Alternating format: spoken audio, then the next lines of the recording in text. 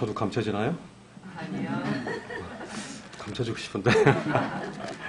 너무 아름답습니다. 감사하고요. 자매님들 어떻게 밤새 교제하지는 않으셨어요?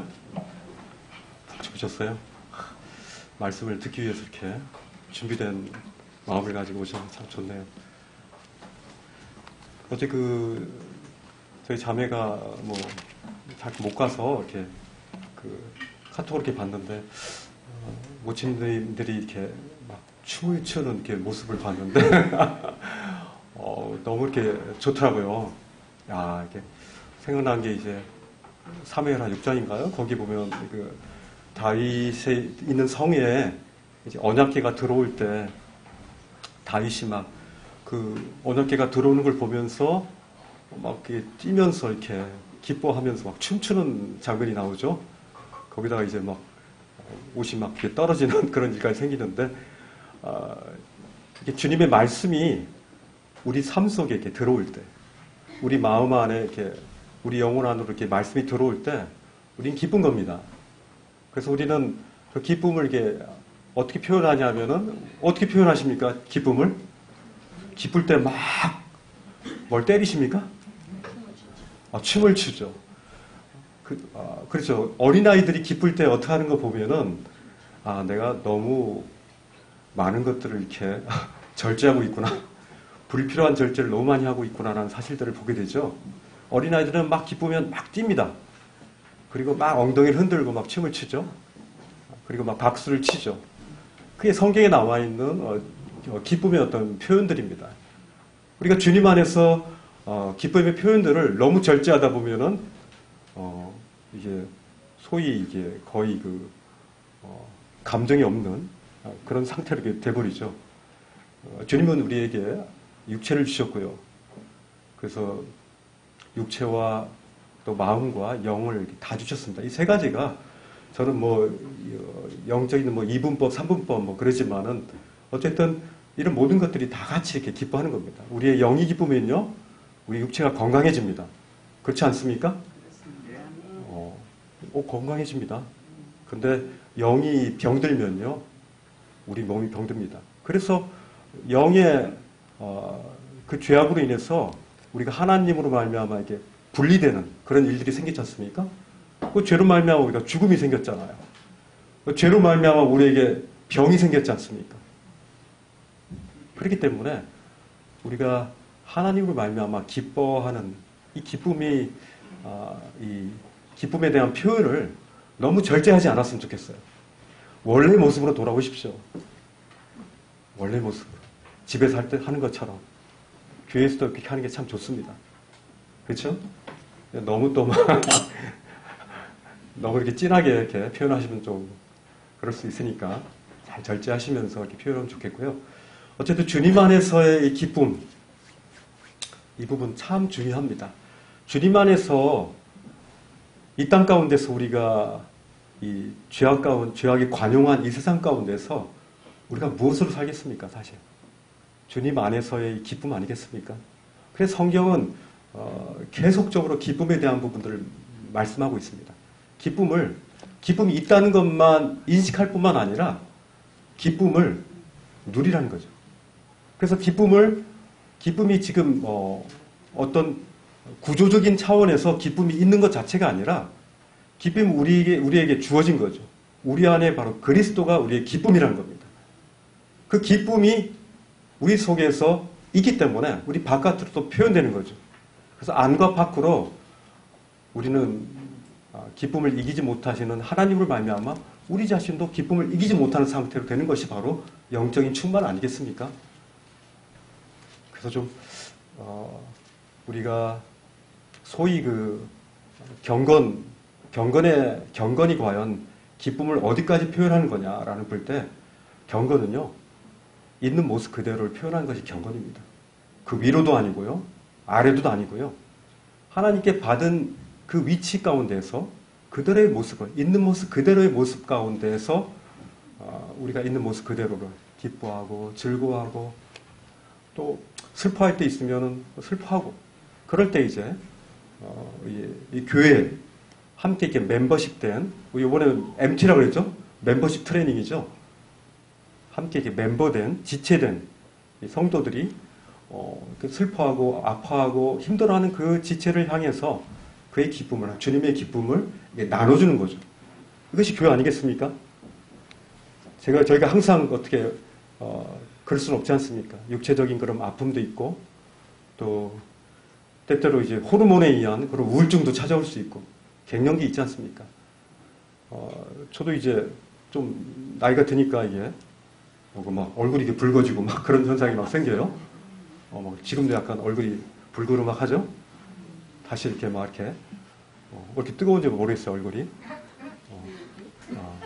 뭐 이런 것들도 오고 그러는데 어쨌든 좋습니다. 우리에게 변경 불가 영역에 대한 부분은 우리가 어찌 할 수 없는 겁니다. 그러나 주님이 이제 주시는 것들을 풍요롭게 마음껏 사용하다가 가야 되지 않겠습니까? 오늘은 빌립보서 4장 계속적으로 말씀을 같이 드리겠습니다. 그래서 이 세대의 이 교회와 성도된 저희가 이 세상에 가지는 이 놀라운 영적인 특권들을 한번 좀 어떤 영적인 특권이 있나를 다시 한번 이렇게 상고하는 시간 갖겠습니다. 우리의 기억력은 상당히 오래가지 않습니다. 하루살이는 기억력이 얼마나 가죠? 거의 이게 하루밖에 못 사니까 생명 자체가 그러지 않습니까? 저희는요. 이 뇌세포가 계속 죽습니다. 그리고 계속 살아나기도 하고요. 그러나 저희들이 잊지 말아야 될 것은 하나님의 말씀을, 중요한 말씀은 계속적으로 이렇게 반복하는 게 필요합니다. 우리가 매일 밥을 먹을 때 또 이 밥을 먹어야 돼 라고 이렇게 불평불만할 수 있습니다. 그렇지만 먹지 않으면 어떻습니까? 라면만 먹어야 되죠. 밥을 먹지 않으면. 그래서 빵을 먹어야 되죠. 이 주식은 되게 중요한 겁니다. 우리의 주식은 뭡니까? 우리의 생명의 원천은 바로 하나님 말씀으로 말미암는 겁니다. 그래서 이 말씀에 대한 부분들을 지루할 때가 있습니다. 40년 동안 이스라엘 백성들이 만나를 줄기차게 먹었습니다. 저녁 때마다 메추라기 줄기차게 먹었습니다. 지루했죠. 그렇지만 그들이 아마 불평불만하지 않았으면 그들에게 빨리 가나안 들어가서 적과 꿀이 흐르는 그곳에서 풍요로움을 맛볼 수 있었습니다. 그런데 그들이 그러지 못했죠. 불평불만, 원망 이런 것들 통해서 하나님 그들을 뺑뺑이 돌리셨습니다. 우리도 하나님 앞에서 감사하지 않고 계속 원망하고 불평하고 하면은 하나님이 우리 삶 속에서 우리 통해서 이루시기를 원하시는 그런 아름답고 훌륭한 일들을 이루지 못하고 계속 뺑뺑이 돌리실 수 있습니다. 하나님은 경외해야 될 분이십니다. 하나님 두려운 하나님입니다. 이런 부분에 대해서 우리가 하나님을 제대로 알아야 됩니다. 오늘 빌립보서 4장 4절부터 7절까지 말씀을 같이 한번 읽겠습니다. 같이 읽어보겠습니다. 시작. 주 안에서 항상 기뻐하라. 내가 다시 말하노니 기뻐하라. 너희 관용을 모든 사람에게 알게 하라. 주께서 가까우시니라. 아무것도 염려하지 말고 다만 모든 일에 기도와 간구로 너희 구할 것을 감사함으로 하나님께 아뢰라. 그리하면 모든 지각에 뛰어난 하나님의 평강이 그리스도 예수 안에서 너희 마음과 생각을 지키시리라. 이 말씀은 마치 아버지가 약간 완전하지 않은, 완벽하게 성숙하지 않은 그 자녀에게 대하듯 말씀한다는 그런 생각이 들었습니다. 여러 번 읽을 때 굳이 기뻐하면 되지 왜 내가 다시 말하느니 기뻐하라고 이렇게 말씀할까요? 이 빌립보 교회 그리고 빌립보 교회의 그 성도들은 주님이 주시는 그 기쁨을 자꾸 잊어버릴 수 있었던 겁니다. 그래서 내가 재차 말한다. 주 안에서 기뻐해라. 근데 내가 또 다시 말하는데 너 기뻐해야 돼. 이렇게 말씀하고 있는 겁니다. 우리가요, 이게 컵이 500리터면요, 이 500리터밖에 담을 수가 없습니다. 그죠? 우리가 주님의 우리에게 주시는 그 기쁨의 분량을 얼마나 담느냐는 우리의 믿음의 분량입니다. 이건 명확하지 않습니까? 우리 믿음의 분량이 많은 상태에서는 주님이 주시는 그 기쁨의 풍성함이 우리 가운데 가득 담길 수 있습니다. 근데요, 저는 양이 많고 적음이 따른 게 아니라 우리 믿음의 분량대로 주님은 뭐 이런 말씀을 드리죠. 이빠이 가득 기쁨이 이게 충만하기를 원하시는 거예요. 근데 맨날 이렇게 바닥을 치는 겁니다. 주님께서 허락하신 이 기쁨이 그리스도 안에서 주시는 샘솟는 그 기쁨의 샘물이 우리 가운데 바닥 가운데 맨날 가난하게 사는 거예요. 그것이로 그렇기 때문에 이 사도 바울은 이 빌립보 교회를 향해서 주 안에서 항상 기뻐해야 돼. 내가 다시 말하는데 너 항상 기뻐해야 돼. 이렇게 반복해서 말하는 것입니다. 빌립보 교회는 그렇게 유아족 교회라고 할 수 없습니다. 1장에 보면요. 그들이 교회가 시작될 때 그들이 복음과 함께 시작됐습니다. 복음을 위해서 그런 모든 일에 참여했다고 했습니다. 또 사도 바울의 복음으로 인해서 그가 쇠사슬에 매이고 그리고 그를 변명하고 확정하는 일에 빌립보 교회는 함께 했습니다. 그럼에도 불구하고 빌립보 교회에 여러 가지 분열이 있었죠. 4장 2절에 보면 유오디오와 순두계가 서로 분열하고 또 3장 18절 19절에 보면은 그들이 거짓 교사들이 있어서 그들 가운데 율법과 불법 행위들이 빌립보 교회 가운데 있었던 것입니다. 그래서 이 기쁨을 빼앗는 그런 요소들이 교회 가운데 존재했다는 것입니다. 요한복음 15장 11절을 한번 같이 한번 찾아볼까요? 우리 주님께서 이 땅의 지상에서 계실 때 우리 주님이 이 기쁨에 대한 말씀을 하셨습니다. 요한복음 15장 11절에 보면요. 요한복음 15장 11절을 같이 한번 읽겠습니다. 시작. 내가 이것을 너에게 이름은 내 기쁨이 너희 안에 있어 너희 기쁨을 충만하게 하려 함이라. 예수님께서 내가 이것을 그 제자들과 예수님의 말씀을 듣는 이들에게 이것들을 말하는 이유는 나의 기쁨, 예수 그리스도의 기쁨이 어디 안에 있다고요? 너희 안에 있다는 거죠.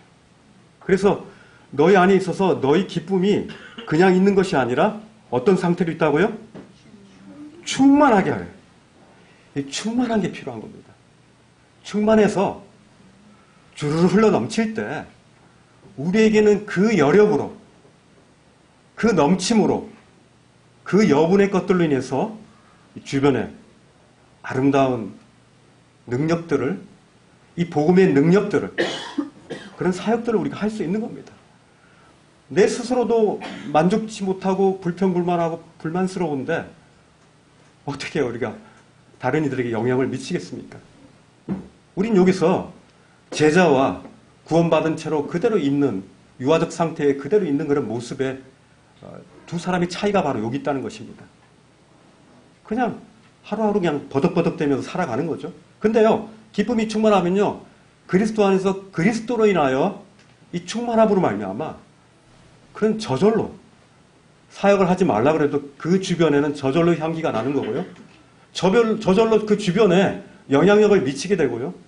저절로 그 복음의 아름다운 씨앗들이 그 주변에 떨어지는 겁니다. 그제 오랜만에 그 시간이 돼서 밭을 가는데요. 벌써 작년에 저도 알지 못하게 이렇게 뿌렸던 그런 씨앗들이 벌써 이렇게 나기 시작하더라고요. 그래서 제가 특히 부추가 이만큼 나더라고요. 제가 그 아까워가지고 그것들을 이렇게 밭을 갈 때 그걸 푹 파가지고요. 한 5-6뿌리 됐는데 부추가 벌써 이만큼 자라는데 탁 잘라서 먹는데 왜 이렇게 단지? 그렇게 달더라고요, 부추가. 그리고 거기 보면 조그만 상추도 있었고요. 그것들 이렇게 푹 파가지고 한쪽에다 모아놨습니다. 분명히요, 하나님의 복음의 씨앗이 뿌려지면요, 우리도 모르는 사이에 그 가운데 씨앗이 매겨집니다. 하나님의 말씀은 분명히 헛되게 헛되게 그것으로 가지 않고 분명한 열매를 맺고 씨앗을 맺고 씨앗을 맺는다는 거죠. 참 이렇게 귀한 그런 그 모습들을 참 보게 됐습니다. 우리는요, 주 안에서 기뻐해야 되는데 주 밖에서의 기쁨을 또 종종 외도를 합니다. 그죠? 주 밖에서의 이 기쁨, 어떤 것이 있나요? 하도 많죠. 눈 뜨면 뭐, 다 주 밖 아닙니까? 이 세상은 다 주 밖의 요소들이 너무 많습니다. 우리로 하여금 요한일서 2장 16절 말씀처럼 육신의 정욕, 눈으로 보는 안목의 정욕, 또 그것들 중에서 좀 뻐기고 싶은 이생의 자랑, 이것들로 눈 뜨자마자 사단 마귀는 이것을 통해서 계속적으로 우리를 유혹합니다. 거의 정신을 못 차려요. 사실 우리가 정신줄 그냥 놓잖아요. 그러면 누가 잡냐면은 사단 마귀가 우리를 이 세상의 기준에 쫙 인도합니다. 우리의 잣대는 뭡니까? 하나님의 말씀인데요. 그것이 바로 우리의 캐논이 되고요. 우리의 잣대가 되고 우리의 절대의 기준이 되는데 사단 마귀는 우리가 정신줄을 놓으면요. 하잖아요. 그러면 기준을 흐리게 합니다. 벌써 그 잣대가 눈금을 벌써 흐리게 하고요. 이게 10cm인지 20cm인지 구별도 못하게 합니다. 이 세대를 분별치 못하게 사단 마귀는 우리를 계속적으로 이 세상으로 끌어들이는 거죠. 주 밖에서의 기쁨들이 있는 것입니다. 우리는 두 주인을 결코 섬길 수 없습니다. 그리스도를 섬기든지 이 세상을 섬기든지 그 둘 중 아닙니까? 두 개를 다 섬기려고 하면 우리는 벌써 그럴 수 없습니다. 그렇게 할 수 있다라고 해가지고 한번 해봤지 않습니까? 두 주인을 섬겨봤잖아요. 근데요, 둘 중에 하나입니다. 영적인 전쟁의 이 긴장감이 우리 삶 속에 사라진 형제 자매님들이 있다면 어느 정도 긴장하셔야 돼요. 그렇지 않으면 우리가 정신줄 놓으면요, 우리로 하여금 사단 마귀는 벌써 그의 기준으로 우리를 이렇게 정신줄 놓은 그 어둠 속으로 우리를 이끌어 간다는 것들을 잊으시면 안 됩니다. 세상 사람들은요, 기쁨을 어디서 얻는지 아세요? 기쁨을 어디서 얻습니까? 주로 소유하는 데서 얻습니다. 저희도 그렇잖아요. 세상 사람들은 소유에 의해서 그들의 기쁨을 유지합니다. 그래서 소유의 기쁨이라고 그러는데요. 그래서 항상 세상의 기쁨은 조건적입니다. 어릴 때 장난감을 괜찮은 걸 보면 막 자빠지면서 막 달라고 그러잖아요. 막 저거 사달라고 그러고. 저희 애들도 막 그냥 백화점 같은 데가 막 뒤로 자빠져가지고 막 그러면은 어떻습니까? 벌써 벌써 여기 자녀 교육의 양육이 벌써 되신 분들이 있는데 사줘야 됩니까? 이게 어떤 것을 소유했을 때 나의 기쁨이 있을 것이다라고 기대합니다. 근데요, 소유의 기쁨은 금방 시들어져요. 그래서 금방 실증이 나는 거죠. 장난감 한 2, 3일 정도 놀면 어떻습니까? 금방 실증 납니다. 이 나이가 크면 어떻게 됩니까? 굉장히 갖고 싶은 것들 있잖아요. 남자들이 갖고 싶은 거, 여자들이 갖고 싶은 거. 일반적이지 않아요? 남자들은 뭡니까? 차 갖고 싶어요? 여자들은 뭐 갖고 싶습니까? 이거 나이야. 명품 백, 뭐 그런 거 있잖아요. 그죠? 남자들이 이해하지 못하는 것들을 여자들은 갖고 싶어 하고, 여자들이 이해하지 못하는 걸 남자들은 또 갖고 싶어 합니다. 굉장히 다릅니다. 근데요, 금방 가지면 그것들 실증 납니다. 심지어, 결혼해도 그 대상자에 대해서 실증을 느낍니다. 그래서 바꿔치기 하고 싶어요. 그래서 거의 한 5분의 1 정도는 이혼하십니다, 지금. 굉장히 많은 바꿔치기가 있습니다. 왜? 실증 나기 때문에. 세상의 기쁨은 소유에서 오는 기쁨이기 때문에 금방 실증이 납니다. 그러나 주님 안에서의 기쁨은 뭡니까? 주 안에서의 기쁨이기 때문에 주님부터 말미암아 흘러나오는 그것으로 우리가 기뻐하기 때문에 이 세상의 소유에 대한 그거로 인한 기쁨하고 상대가 안 되는 것이죠. 세상은요, 우리를 굉장히 이상한 기쁨을 소유한 존재로 이렇게 보고 있습니다. 그 아버지, 우리는 하나님을 아버지라 그러죠. 그리고 아버지 하나님은 그 자녀들에게 굉장히 특권을 주고 있습니다. 아까도 말씀했듯이 저희가 이 500cc면 500cc 아니면은 큰 분량이면 더 많이 줄 수 있겠죠. 근데 저는 많고 적음이 아니라 우리의 믿음의 분량이 크고 작고가 아니라 우리가 우리의 믿음의 분량대로 차이냐 이거죠. 그것이 지금 중요하다는 겁니다. 우리의 기쁨은 지금 어디에 있는 건가요? 형제자매님들, 저도 말씀을 준비하면서 내가 요즘에 나의 기쁨을 어느 관점에 지금 두고 있는가? 내가 그리스도 안에서 그리스도로 내가 정말 말미암아 그리스도로 만족해하고 주님의 그 말씀이 나에게 다가올 때 그 다윗이 그 춤췄던 것처럼 기뻐 뛰노는 것처럼 하나님의 말씀이 내게 탁탁 알게 되어지고 그분을 하나하나 더 알면서 오는 그 기쁨으로 충만해 계십니까? 아니면 주님의 복음의 씨앗이 주변에 뿌려지는 그것으로 인하여 주님의 나라가 더 넓어지는 것으로 인하여 그래서 기뻐하십니까? 아니면 다시 명품을 찾으려고 하는 이 세상의 소유의 기쁨에 혹시나 머물러 있다면 우리 주님 앞에서 회개해야 될 것입니다. 빌립보서 3장 18절에 보면요. 사도 바울은 눈물을 흘리며 여러 사람들이 십자가의 원수를 행하고 있다라고 말하고 있음에 주의하셔야 됩니다. 세상에 이해하지 못하는 이상한 기쁨을 성경은 얘기하고 있습니다. 로마서 5장을 한번 보겠습니다. 이 세상이 이해하지 못하는 이상한 기쁨. 어떤 기쁨입니까? 로마서 5장 3절에 보면은 세상이 이해하지 못하는 그 기쁨이 있어요. 5장 3절 4절에 보면 같이 한번 읽겠습니다. 5장 3절 4절입니다.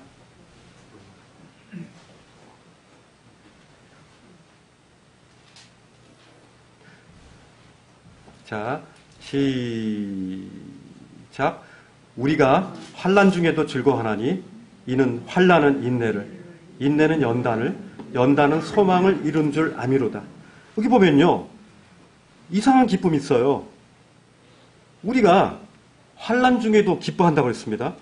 사도 바울은 지금 빌립보서를 어디서 쓰고 있습니까?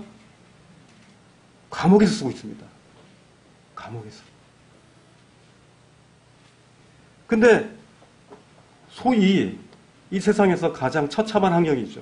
그렇게 좋은 환경이 아닙니다. 햇빛이 들지 않고요. 바퀴벌레도 지나갈 것이고 쥐새끼도 지나갈 겁니다. 결코 좋은 환경이 아닙니다. 육체가 가장 좋지 않은, 원하지 않는 그런 환경입니다.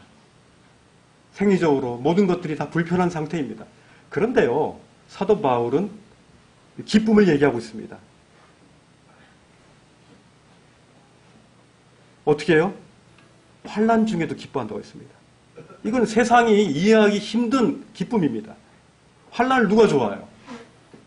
환난을 누가 좋아해요? 힘들면 고달프고 막 괴롭고 힘들면 좋아할 사람이 없잖아요. 속에서 그냥 원망과 시비가 나올 수밖에. 하나님이 왜 저에게 이러시는지 참 이해하기 힘듭니다 하면서 마음 가운데 사실 기쁨이 존재한다는 것은 참 쉬운 일이 아닙니다. 그런데요, 그리스도 안에서 그리스도인한 환난이 성도들에게 기뻐할 수 있는 환경이라는 거예요. 그래서 환난 중에도 즐거워한다고 했습니까? 환난 중에도 즐거워. 그때가 중요합니다. 그때 환난이 왔을 때 그때 즐거워할 수 있느냐 없느냐, 이것이 바로 그 사람이 진짜냐 아니냐, 진짜 성도냐 아니냐가 구분되어질 겁니다.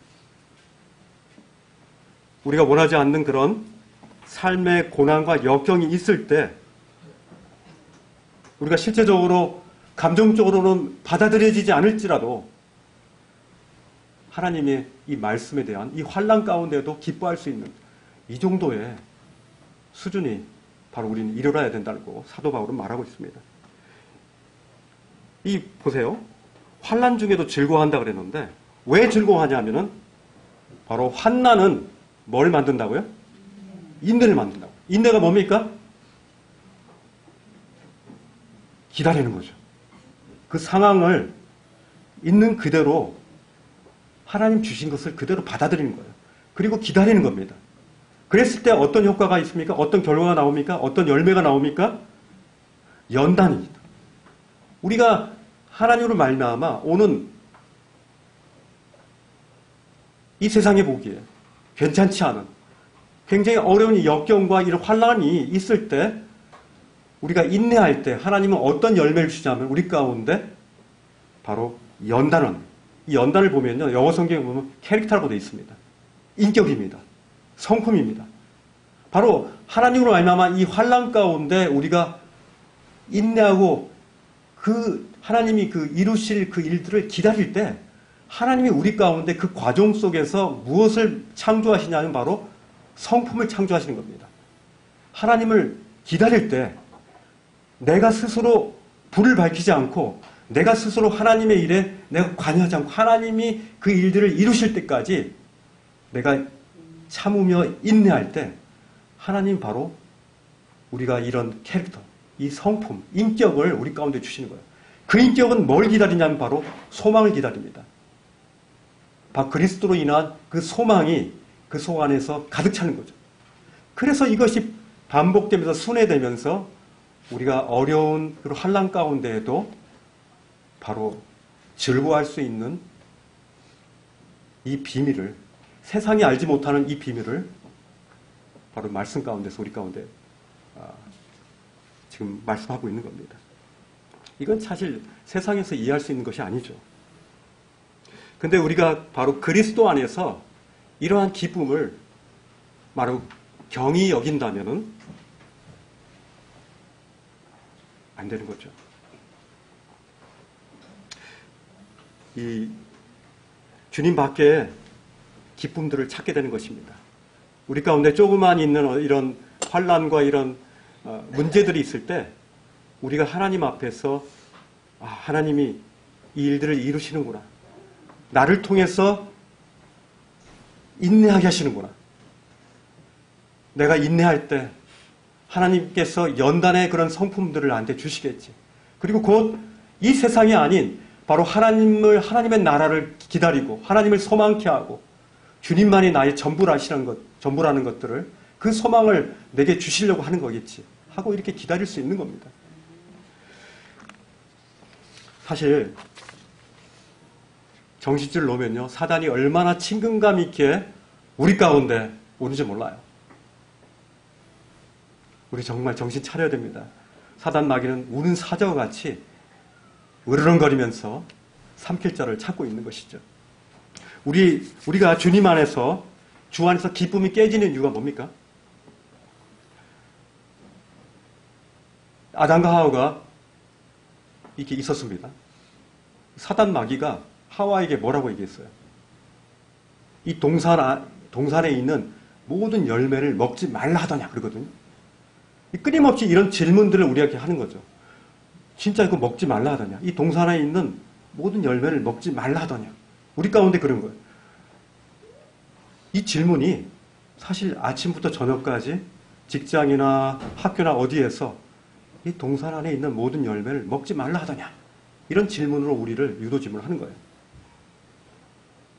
주님도요, 40일 동안 이 광야에서 주님의 사역을 시작하기 전에 굶주리셨어요. 목마르셨어요. 그때 사단 마귀가 예수님한테 가가지고 방자하고 건방지게 이 돌들로 떡을 만들어봐. 그렇게 보세요. 그렇게 이해합니다. 이 모든 것들이요. 우리의 기쁨을 깨트릴 수 있는 엄청나게 많은 전선들이 사단 마귀가 가지고 있다는 거예요. 그때 아담과 하와는 실패했죠. 주님은 뭐로 승리하셨습니까? 바로 하나님의 말씀. 이 말씀으로 대적할 때 사단 마귀는 깽하면서 그냥 무너지는 거죠. 그렇지 않고서 우리가 어떻게 이깁니까? 이길 방법이 없지 않습니까? 하나님의 기쁨을 유지하기 위해서 우리는 하나님의 말씀을 굳건하게 잡고 있어야 된다는 것을 잊으시면 안 되는 겁니다. 이 말씀에 보면요. 주 안에서 어떻게 기뻐하라고 그랬다고요? 주 안에서 어떻게 기뻐하라고 그랬습니까? 항상 기뻐라. 저는 이 영어 성경으로 보면 always라고 그러는데 제가 옛날에 불렀던 찬양 중에 이런 찬양이 있습니다. Sometimes Hallelujah. Sometimes Hallelujah. 얘는 어렸을 때 불렀는데 저는 그게 별로 마음에 안 들었어요. 왜 때때로 하나님을 찬양하지? 아마 뭐 슬플 때 그게 아니죠. 우리는 항상입니다. 항상. 항상이란 거가 어디에서부터 내 스스로에게서 만약에 근원이 된다면은 우리는 항상 기뻐할 수 없습니다. 항상이라는 것은 항상성을 부여받고 있지 않습니까? 항상 우리가 기뻐할 수 있는 존재라는 거예요. 주님 안에서의 기쁨은요, 굉장히 지적이고 감정적이고 의지적인 이 세 가지가 같이 동시동작으로 나가는 겁니다. 때때로 우리가 주님을 기뻐한다면요, 그것은 이 말씀의 위배가 되겠죠. 항상입니다. 우리가 자칫 우울할 때가 있지 않습니까? 오늘 왠지 하면서 그냥 우울하고 그냥 왠지 모를 그냥 호르몬의 분비 때문인지 하여튼 뭐 관계에서의 어려움이라든지 몸이 좀 좋지 않으면 우리는 우울해집니다. 그때 우리는 생각해야 돼요. 아, 주님 안에서 항상 기뻐라 그러지 않습니까? 항상. 이 항상성은 굉장히 성경에서 강조하는 그런 부분인 겁니다. 5절을 넘어가 볼까요? 5절에 보면은 같이 한번 읽어보겠습니다. 시작. 너의 관용을 모든 사람에게 알게 하라. 주께서 가까우시니라. 여기서 보면요. 이 관용이란 뜻은 한번 찾아보니까요. 에피에이케스라는 원어입니다. 그건 굉장히 친절한 그리고 아주 신사적인 그리고 또 하나는 인내하는 뜻이 있습니다. 인내하는. 영어 성경으로 보면 patient 그런 뜻이 있죠. 너희 관용을요. 모든 사람에게 알게 하라고 이렇게 말씀하고 있습니다. 근데요. 이 마냥 친절함과 관용함으로 부드러움 가지고는 다른 사람에게 이런 관용을 베풀 수는 없어요. 이 올바른 분별이 있어야 됩니다. 하나님의 말씀으로 말미암아 그 사실을 있는 그대로 관용하지만 그러나 그럼에도 불구하고 내가 손해보지만 또 내가 좀 시간적으로나 물질적으로나 모든 것들이 안 좋을 수 있지만 그럼에도 불구하고 그것들을 양보하는 것이죠. 그것이 이제 관용입니다. 관용은요. 연약한 자들은 할 수 없어요. 있어야 됩니다. 이 관용의 뒤에 바로 인내가 있는 것이고요. 사실 이 관용에 대한 부분은 우리 주님 안에서 사실 우리가 빈손으로 오지 않았습니까? 앞으로 우리는 빈손으로 갈 것입니다.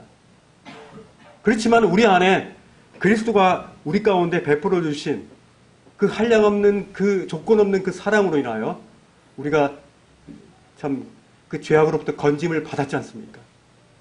하나님의 그 공짜 선물로 그 은혜의 선물로 우리가 구원을 받았기 때문에 우리의 그 무료로 받은 그 구원의 선물을 다른 이들에게 무료로 주는 거죠. 우리가 바로 이러한 청직이라는 겁니다. 대가 없이 타인에게 줄 수 있는 겁니다. 근데 사도 바울은 이 빌립보 성도들에게 이 관용함을 어떻게 하라고요? 모든 사람에게 알게 하라고 그랬습니다. 왜? 그럴 힘은 바로 주님께서 가까이 계시기 때문에. 물론 가까이 계신다는 것이 이제 주님이 다시 오심에 대한 부분을 말씀하시기도 하고요. 주님이 바로 가까이 계시기 때문에. 바로 우리가 주 안에 있고 주님이 우리 안에 있기 때문에 우리 관용을 우리가 손해보더라도 우리가 그것들을 베풀 수 있는 그런 너그러움이 우리 가운데 존재한다는 것입니다. 빌립보 교회 가운데 바로 이런 부분들을 말씀하신 거죠. 야고보서 3장 17절에 보면요. 말씀 읽어드려요. 오직 위로부터 난 지혜는 첫째 성결하고 화평하고 관용하고 이렇게 말씀이 있습니다. 이 관용이라는 게요. 바로 위로부터 난 지혜라는 것입니다. 위로부터 난 지혜, 바로 하나님으로부터 근원되어지고 그로부터 이제 난 것이라는 겁니다. 그렇기 때문에 우리 관용은 우리 스스로가 만들어진 그것으로 하는 것은 금방 끊어집니다. 항상성이 없습니다. 바로 이 관용은요, 그 그리스도의 그 부유하심, 그리스도를 바라보고 말미암아 그리스도로 말미암아 그 부유하심에 의해서 성도에게 주어진 것입니다.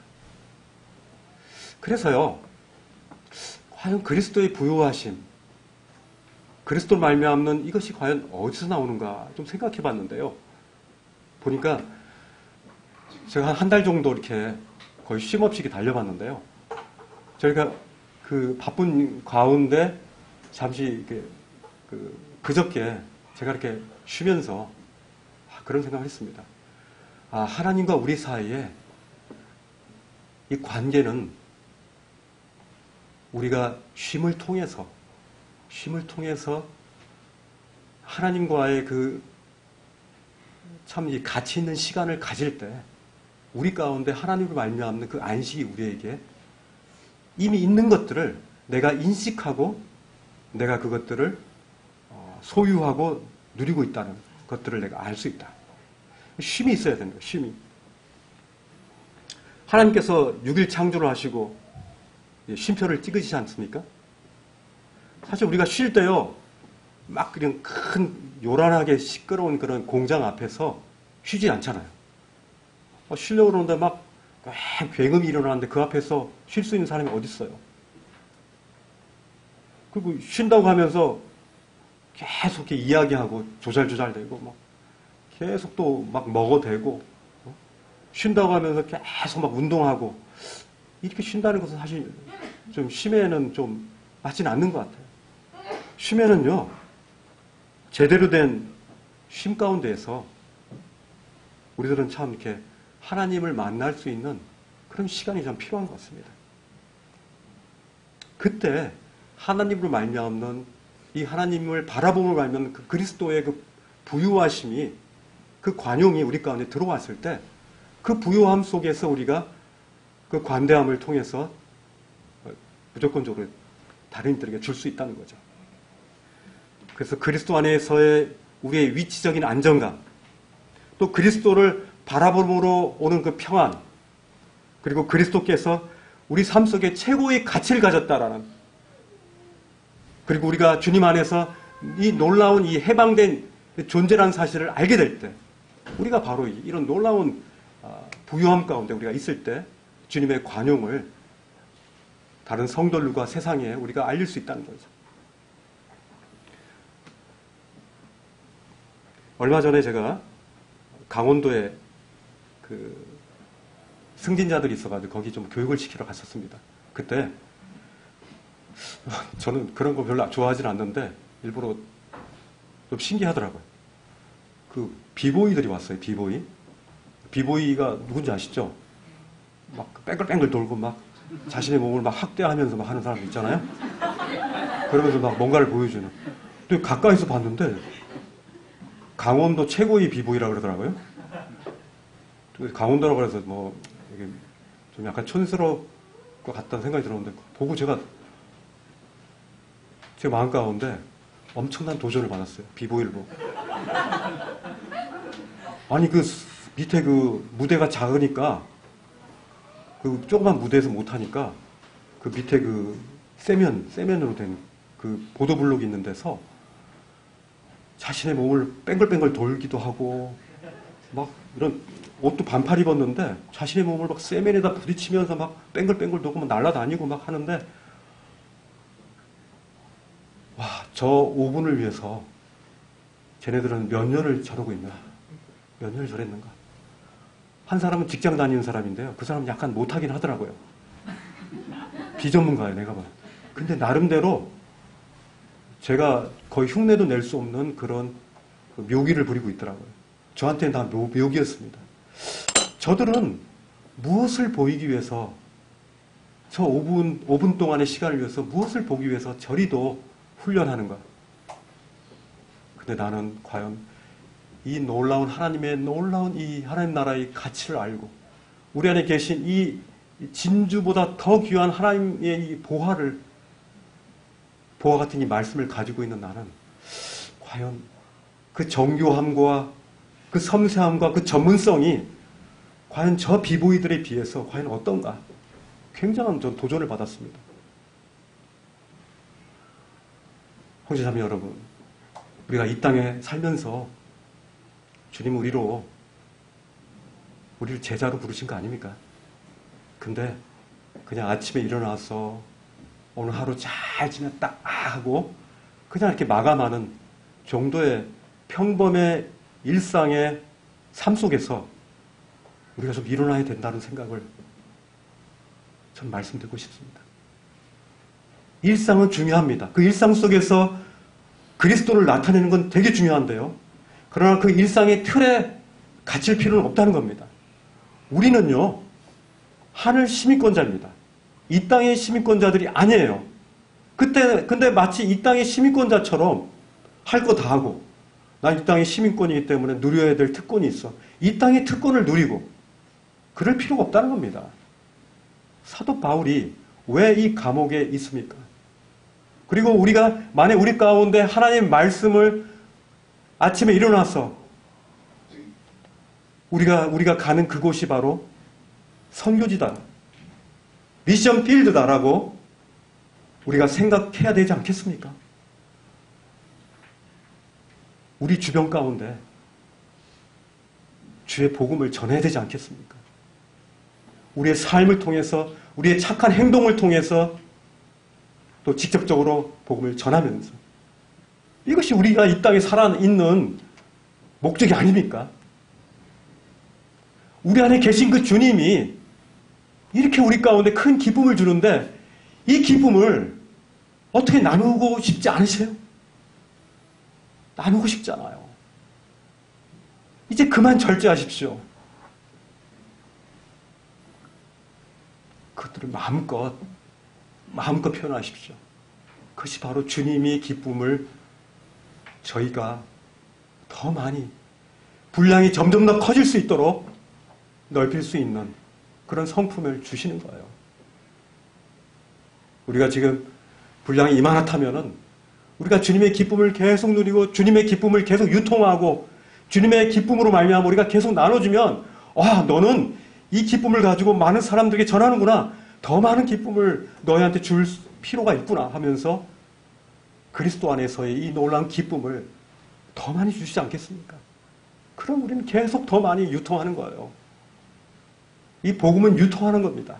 우리 안에서 머무는 그런 사회바다가 아니라는 거예요. 나 하나 기쁘고 그것이 아니고 내 주변에 있는 영혼들에게 계속 통과시키는, 그래서 샘솟는 기쁨이잖아요. 왜 샘솟지 않습니까? 물을 퍼내지 않기 때문에. 계속 퍼내서 이 기쁨의 샘물 가운데 주님을 이 세상 가운데 언덕 위에서, 교실에서, 직장의 사무실에서, 버스에서, 전철에서 주님의 이 기쁨을 우리 나눌 수 있는 겁니다. 이것은 우리만이 가질 수 있는 놀라운 특권입니다. 그 특권을 조금이라도 누리셨으면 좋겠습니다. 4장 6절에 보면요, 이제 주님 안에서, 주 안에서 엄청난 특권입니다. 제일 첫 번째 특권은 뭐였습니까? 주 안에서 기뻐하는 겁니다. 항상 기뻐하는 것입니다. 둘째는 주님의 주신 그 주님의 부유함을 다른 사람들에게, 그 관용함을 그들에게 보일 수 있는 것입니다. 세 번째는요, 이거 굉장히 놀라운 특권인데요, 바로 주님 앞에 염려하지 말고, 다시 같이 한번 읽어보겠습니다. 4장 6절 7절 시작. 아무것도 염려하지 말고 다만 모든 일에 기도와 간구로 너희 구할 것을 감사함으로 하나님께 아뢰라. 그리하면 모든 지각에 뛰어난 하나님의 평강이 그리스도 예수 안에서 너희가 마음과 생각을 지키시리라. 우리가요, 염려하지 않을 수 있습니까? 전 차만 타면 제 옆에서 염려하는 분이 벌써 이렇게 주변에 있습니다. 어머나, 어머나 하면서 염려가 됩니다. 그죠? 그것 때문에 저는 유일하게 아주 제일 많이 그 시간에 이렇게 서로 부딪힙니다. 왜 염려하느냐? 아무것도 염려하지 말고. 근데 왜 염려하는 겁니까? 이건 제 자신에게도 마찬가지입니다. 자녀들을 볼 때 염려합니다. 너 왜 염려하느냐? 아무것도 염려하지 말라고 하나님께서 말씀하셨는데. 이것은 믿음 없음을 드러내는 것입니다. 자, 보세요. 아무것도 염려하지 말라고 그랬습니다. 근데요, 조건이 있습니다. 우리가 무작정 그냥 염려하지 말라 그러면은 나 염려 안 할 거야. 그것도 염려 안 해. 왜 염려하지 말랬으니까. 이렇게 어떤 근거 없는 염려를 하지 말라는 부분이 아니고요. 우리는 근거가 있지 염려하지 말라는 것들을 주님 말씀하시는 거예요. 어떻게 그 다음 말씀 어떤 겁니까? 다만 여기에 보면 온입니다. 온이. 오직 네가 염려하지 않을 수 있는 이유가 뭐라고요? 모든 일에 기도와 간구를 할 수 있다는 겁니다. 그리고 너희 구할 것을 감사함으로 하나님께 아뢰 수 있다는 거예요. 우리는요, 놀라운 하나님의 시민입니다. 놀라운 하나님의 자녀입니다. 언제 어디서든지 유비쿼터스입니다. 언제 어디서 무엇을 하든지 간에 심지어 화장실에서조차도 발톱을 깎을 때에도 밥을 먹을 때에도 무엇을 할 때에도 하나님께 아뢰 수가 있습니다. 이 놀라운 채널 아닙니까? 놀라운 채널입니다. 저만 놀라운가? 이 놀라운 채널 하나님께 아뢰 수 있어요. 보면요, 이제 시간이 거의 다 됐네요. 어쨌든 염려는요, 우리가 주 안에 있지 않을 때 생기는 증세입니다. 우리가 주 안에 있을 때는 염려가 생기지 않습니다. 성경은요, 사도 바울을 통해서, 이 성경을 통해서 염려를 기쁨으로 바꾸는 비결을 말씀하고 있는 겁니다. 첫째는 뭡니까? 염려하지 말라는 겁니다. 염려하지 않기 위해서 염려하지 말라는 겁니다. 주 안에서 염려를 기쁨으로 바꾸는 첫 번째 방법이에요. 그리고요, 나는 주 안에 있지 주님이 염려하지 말라고 하니까 염려하지 않는 거죠. 둘째는요, 염려를 기도로 바꾸는 겁니다. 이거 하셔야 돼요. 염려하지 말라고 하는데도 계속 염려가 되는 것이 우리 인생 아닙니까? 염려하지 말라고 하면 더 염려가 되잖아요. 그죠? 염려하지 말라고 하니까 또 뭔가 있을까봐 또 염려하는 거예요. 그것 때문에. 그죠? 염려는 계속 염려를 이제 낳습니다. 계속 연쇄 반응이 일어나는 거예요. 염려할 필요가 없는 그런 부분까지도 염려하는 거죠. 그래서요, 염려를 기도의 제목으로 바꾸는 것이 되게 중요합니다. 염려는요, 우리의 기도 제목입니다. 그래서 오직 모든 일에 기도와 간구로 너희 구할 것을 하나님께 아뢰라. 감사함으로 하나님께 아뢰라는 것입니다. 이 염려를 하나님께 기도와 간구로 바꾸시기 바랍니다. 염려는 우리에게 문제가 아니고요, 기도의 제목입니다. 오늘 말씀을 간단하게 요약하면요, 바로 4절에 주 안에서 항상 기뻐하는 겁니다. 5절은 바로 너희의 관용을 바로 사람에게 알게 하라고 했습니다. 바로 그리스도의 부요함을 사람들에게 알게 하라는 것입니다. 6절은 하나님께 기도와 간구로 아뢰라는 것이죠. 이것이 하나님이 우리에게 주신 놀라운 영적인 특권입니다. 기도하겠습니다. 하나님 감사합니다. 우리가 주님 안에서 항상 기뻐할 수 있음을 감사드립니다. 주님의 부요하신 그 부요함으로 인하여 주님의 놀라운 이 복음의 관용을 사람들에게 알게 할 수 있는 이런 놀라운 특권을 우리가 있음을 위해서 감사드립니다. 또한 우리가 염려하지 않고 이 염려를 기도의 제목으로 바꾸고 기도와 간구로 바꿀 수 있음을 위해서 감사드립니다. 이 놀라운 특권을 활용할 수 있는 저희들 될 수 있도록 인도하소서. 예수님 이름으로 기도했습니다.